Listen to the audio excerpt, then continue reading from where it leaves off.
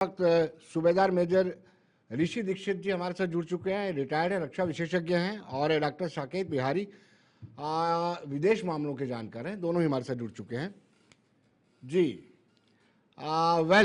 मैं साकेत बिहारी जी से जानना चाहूँगा, डॉक्टर साहब आपसे ये जानना चाहूँगा कि जो हालात इस वक्त बने हुए हैं, क्या वाकई में ये माकूल वक्त है कि पाकिस्तान को टेररिस्ट स्टेट घोषित कर दिया जाए या ऐसा दबाव बनाया जाए? नहीं, देखिए, पाकिस्तान ने जिस तरीके से अटैक किया है पाकिस्तान के आतंकवादियों ने, ये साफ दिखता है कि पाकिस्तान एक ऐसा जगह है जो आतंकवादियों के लिए स्वर्ग के रूप में दिखता है। देखिए, साजिद मीर, अब्दुल असगर, हसीम मूसा, ये सारे लोग जो टॉप ग्रेड के आतंकवादी हैं, पाकिस्तान में बड़ा ही सुरक्षित रूप से रहते हैं। पाकिस्तान ने जो ये हमला किया, उसने कभी सोचा नहीं शायद होगा कि ये जो हिंदुस्तान है, ये एक एस्पिरेशनल हिंदुस्तान है, एस्पिरेशनल भारत है जी। और यहाँ पर इस तरह की एक्टिविटी के लिए हम लोग बिल्कुल जीरो टॉलरेंस का रुख लेकिन डॉक्टर साकेत, आप इसकी तस्दीक करते हैं कि इस आतंकवादियों के स्वर्ग को नर्क में तब्दील कर देना चाहिए, हिमायत करते हैं आप? देखिए, जब इस तरह की घटनाएं होती हैं जी, तो हम चुप हाथ पर हाथ रख के तो नहीं बैठ सकते। एग्जैक्टली। हमें कुछ ना कुछ उसके लिए करना होगा। और बड़ी ही अच्छी बात है कि प्रधानमंत्री जी ने भी इस बात को स्पष्ट किया है कि आतंकवाद को करारा झटका देना हमारा राष्ट्रीय कर्तव्य है और इस तरह की जो भी गतिविधियां होंगी, उन सारी गतिविधियों पर हम निश्चित रूप से अंकुश लगाने का पुरजोर प्रयास करेंगे। ठीक है साकिब, ये भी देखना जरूरी है सर कि पहलगाम के अटैक में ख्वाजा आसिफ, जो पाकिस्तान में लंबे अरसे से आतंकी फंडिंग करता है, हमले का मुख्य मास्टरमाइंड पाकिस्तान का पूर्व एसएसजी कमांडर हासिम मूसा है। अब यह लश्कर तैयबा के साथ काम करता है। अटारी बागा बॉर्डर से 104 पाकिस्तानी नागरिक बाहर भेजे गए हैं और उनकी संख्या धीरे धीरे बढ़ी रही है। लेकिन सबसे इम्पोर्टेंट चीज जो मैं बोलना चाहूंगा कि पाकिस्तान जो इस तरीके का टेररिस्ट अटैक इंडिया पर करने की कोशिश करता है, शायद उसको अपने बारे में जो फंडामेंटल वाइटल्स हैं उनके बारे में ठीक से पता नहीं है। ठीक है, अब आप देख साकिब जी एक सेकंड वेट पाकिस्तान की कीजिए। जो अर्थव्यवस्था है, हाँ, पूरे तरीके से, साकिब जी इकोनॉमिकली भी बात करेंगे, थोड़ा सा समय दीजिए। ऋषि जी, एक बड़ा सवाल ये है कि जब देश के प्रधानमंत्री खुली छूट अपने जवानों को देते हैं तो कितना मनोबल बढ़ता है, और फिर दुश्मन के दांत खट्टे करने के लिए पूरी तरह से सेना जो है वो तो पहले से ही तैयार बैठी है। जी, एक साथ ऋषि जी एक सवाल मैं भी साथ में पूछ लेता हूं। पाकिस्तान के साथ मिलिट्री कंपैरिजन किया जाए, तुलना की जाए तो शून्य के बराबर है। पाकिस्तान भारत के सामने कहीं दूर दूर तक खड़ा नजर नहीं आता है। फिर ये तेवर किसके हैं? क्यों ऐसे तेवर पाकिस्तान दिखा रहा है? ये दो सवाल है, एक आशा ने पूछा, एक मैंने पूछा। आशा मैडम अपना सवाल रिपीट करेंगे? मेरा मोबाइल थोड़ा डिस्टर्ब हो गया था, दोबारा से कर दे। सवाल ये है कि पीएम ने जिस तरह से खुली छूट दी है, कितना मनोबल यहां से ही जवानों का बढ़ जाता है कि पीएम खुद कह रहे हैं कि टारगेट सेट कीजिए, समय सेट कीजिए और उसके बाद कार्रवाई, एक्शन। बिल्कुल सही उन्होंने कहा है, और जैसा माहौल और मालूमात बने हुए हैं उसके मुताबिक जिसको जो कार्य करना है उसको तो छूट मिलनी चाहिए ना फिर। और ये बड़े डिसीजन इस तरह के होते हैं कि इनमें बहुत सारी चीजों को ध्यान रख के ही कोई डिसीजन दिया जाता है।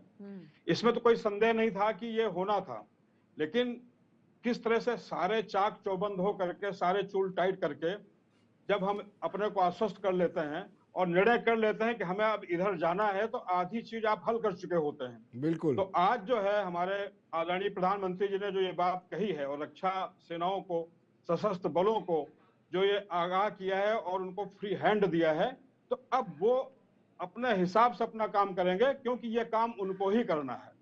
उनकी जो ट्रेड एंड ट्रिक्स हैं वो वही जानते हैं, और वो छूट देना बहुत जरूरी था कि अब बीच में कोई बार नहीं है, बीच में कोई पूछताछ नहीं होगी। अपना टाइम सेट करिए, अपनी डेट सेट करिए और अपना प्लेस सेट करिए।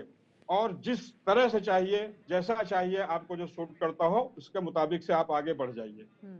अब मैं आपके सवाल पे आता हूं कि आपने ये कहा कि ये पाकिस्तान तो कोई ऐसी बात है नहीं, क्योंकि नई बात हुई है उसके साथ में।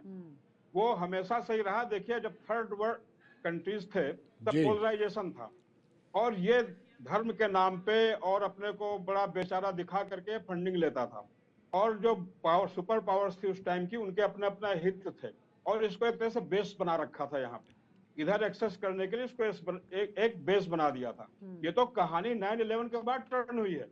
जब दर्द हुआ है बड़े बड़े लोगों को, जिसको पल्लवित पोषित करते रहे हैं, जब उनको खुद दर्द हुआ तो पता चला कि आतंकवाद क्या होता है।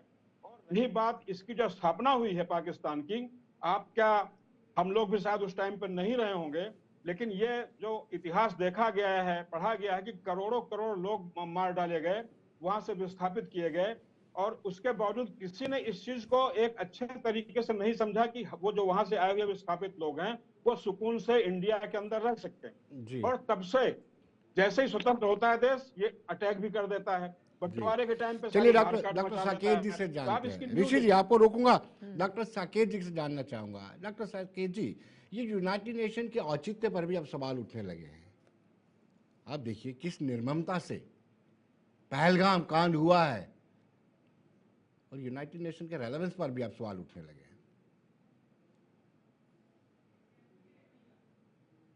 मैं आपके सवाल को ठीक से सुन नहीं पाया, जरा रिपीट करेंगे? मैं सिंपली कह रहा हूँ, यूनाइटेड नेशन के रेलेवेंस पर भी आप सवाल उठने लगे हैं। आप देखिए ना किस तरीके जी हाँ, निर्ममता से कैसे पहलगाम में नरसंहार किया गया है।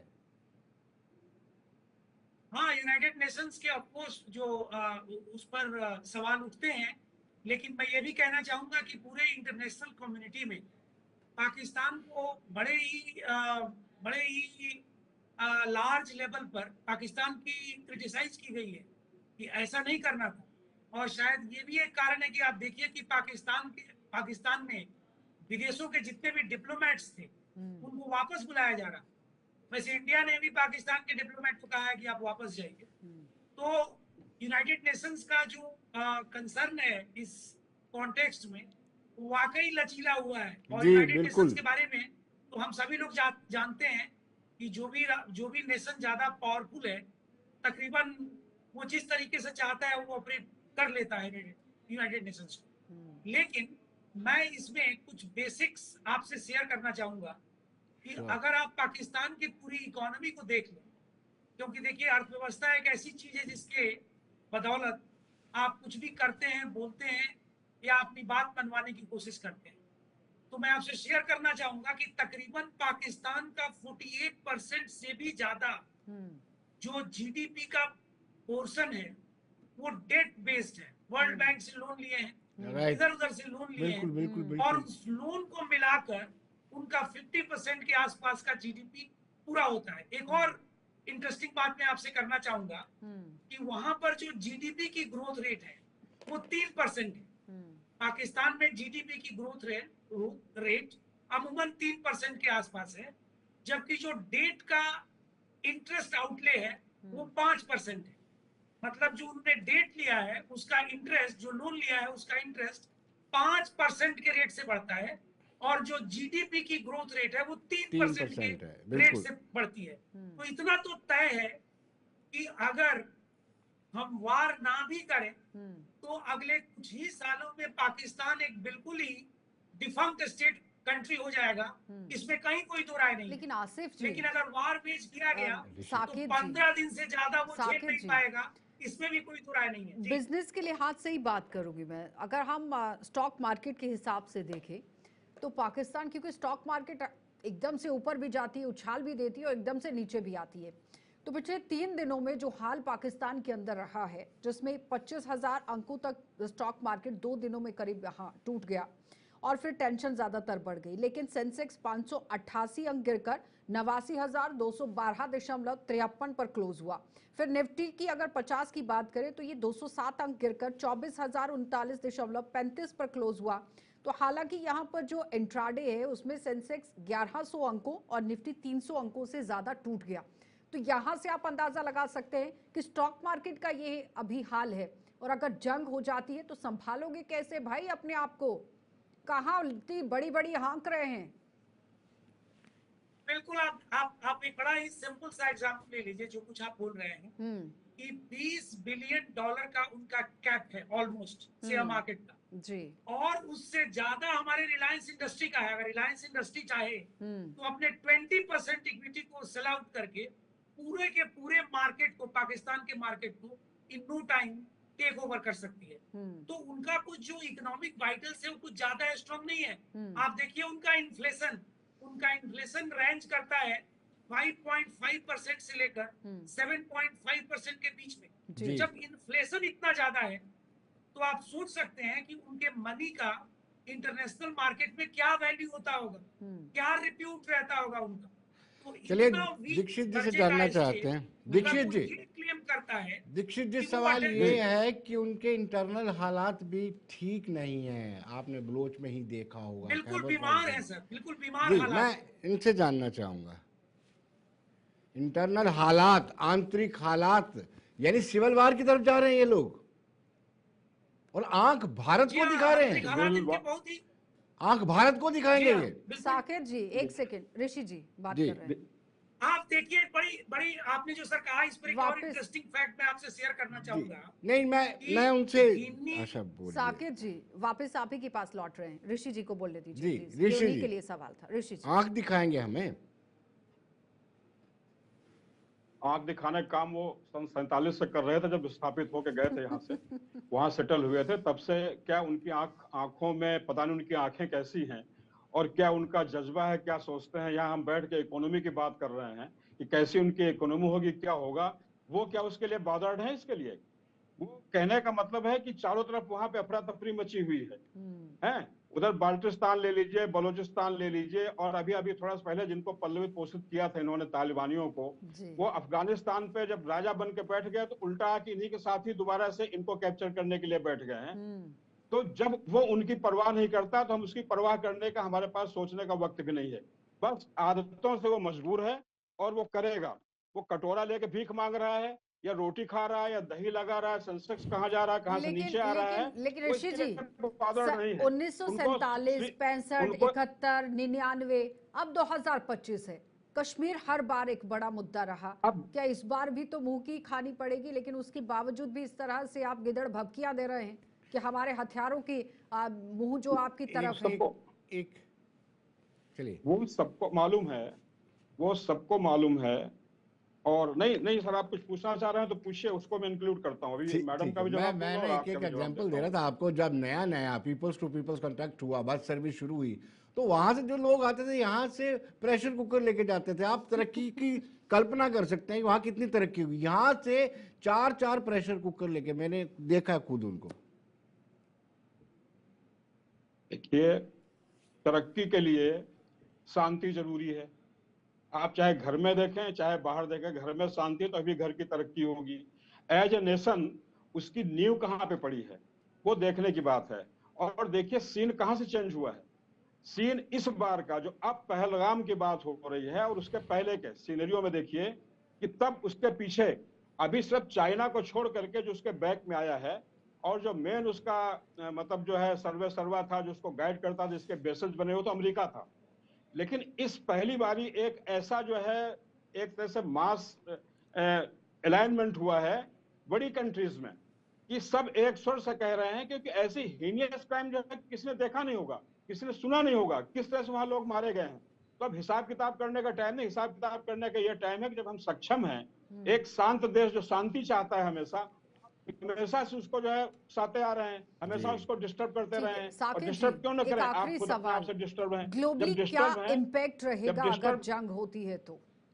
जल्दी जल्दी से जवाब दीजिएगा साकेत। देखिए, बड़ी किस चीज सिंपल का? सी बात है कि अगर जंग होती है तो नुकसान तो हमें भी होगा, लेकिन इतना तय है कि 15 दिन से ज्यादा ये युद्ध पाकिस्तान के लिए चल नहीं पाएगा। वो इसको सस्टेन नहीं कर पाएंगे, नंबर 1। नंबर 2, वहां की जो आवाम है उसको निश्चित रूप से बहुत सारी समस्याओं का सामना करना पड़ेगा। एक मैं बड़ा ही टेक्निकल पॉइंट से इसको और एक्सप्लेन करना चाहूंगा। जी गिनी इनइक्वालिटी कोफिशिएंट एक ऐसा सूचकांक है जो बताता है कि किस तरीके का इंडेक्स है इनइक्वालिटी का। पाकिस्तान का जो गिनी कोफिशिएंट का इनइक्वालिटी का इंडेक्स है उसका वैल्यू 26.7 है और ये रेंज करता है 0 से 100 के बीच में, मतलब जितना कम उतनी ज्यादा इनइक्वालिटी। इसका मतलब ये हुआ कि पाकिस्तान के जो राजनीति में लोग हैं जब किसी को मौका मिलता है जी तो वो पूरा लूट खसोट करता है। बिल्कुल। और जहां तक आर्मी की बात है, तीसरी पॉइंट जो मैं आर्मी कहना ने तो चाहूंगा, जहां तक आर्मी की बात है तो सभी देशों के पास आर्मी है सुरक्षा के लिए, सुरक्षा प्रदान करने के लिए, वहां के सिस्टम को बहुत ही बेहतरीन तरीके से चलाने के लिए। लेकिन पाकिस्तान में आर्मी के पास देश है, न कि देश के पास आर्मी है। Army over rule. चलिए एक साकेत जी एक छोटा सा सवाल ले लेते हैं। साकेत जी एक छोटा सा सवाल आप चलेंगे। एक वहां पे स्लोगन चलता है, ये जो दहशतगर्दी है इसके पीछे वर्दी है, यानी आवाम अब फौज के खिलाफ हो गई थी। मुझे लगता है अटेंशन डाइवर्ट करने के लिए भी ऐसा किया जा सकता है। कि आपकी क्या राय है? नहीं, बिल्कुल सही, मैं बिल्कुल इससे सहमत हूं और मैं इसी पॉइंट को कह रहा था कि वहां पर जो आर्मी है उसने पूरे सिस्टम को इस तरीके से हाईजेक कर लिया है कि वहां पर कहने के लिए डेमोक्रेसी है, डेमोक्रेसी नाम की कोई चीज है ही नहीं। राइट। और इतना ज्यादा शोषण है जो कि गिनी कोफिशिएंट का इनइक्वालिटी का इंडेक्स बताता है, जिसका कोई जवाब नहीं है। हर आदमी समस्या में है। आप वहां के न्यूज़पेपर को देख लीजिए, वहां के इंडिपेंडेंट कोरेस्पोंडेंट्स की राय देख लीजिए, जो वहां की इंटरनल खबरें आती हैं, उससे ये पता चलता है। चलिए, लेकिन अब तो समय ही तय करेगा कि क्या होगा पाकिस्तान का। बहुत बहुत धन्यवाद साकेत जी जुड़ने के लिए। ऋषि जी आपका भी धन्यवाद।